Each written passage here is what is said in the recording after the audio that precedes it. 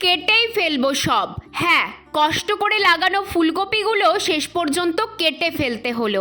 কেন কেটে ফেলতে হলো একটু পরেই তোমরা জানতে পারবে। আজ কোদাল নিয়ে আবার পুকুর ধারের জমিতে চলে এসেছি। দেখো শয়তানটার কাণ্ড। এর আগে কোদালের কোপে পা কেটে ফেলেছিলাম বলে কিছুতেই কোদাল নিতে দেবে না।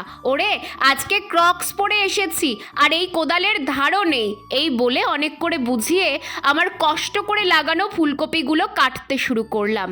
হ্যাঁ, কষ্টের কপিগুলো এইভাবে কুপিয়ে কাটছি, কারণ সব ফুলকপিগুলো মানুষ খাওয়া তো দূরের কথা, পোকা খেয়েই শেষ করে দিচ্ছে। দেখো কপিগুলোর অবস্থা। আর এই পোকাকে কিছুতেই আমি ফুলকপি খেতে দেব না। গরুদের খাওয়ালে তবু ওদের পেট ভরবে। তাই কপিগুলো আমি আর ঋষি দুজন মিলে কেটে আমাদের গরুগুলোকে খেতে দিলাম। বাড়ির লোকগুলো খেতে না পারলেও ফুলকপিগুলো অন্তত বাড়ির গরুগুলো খাক।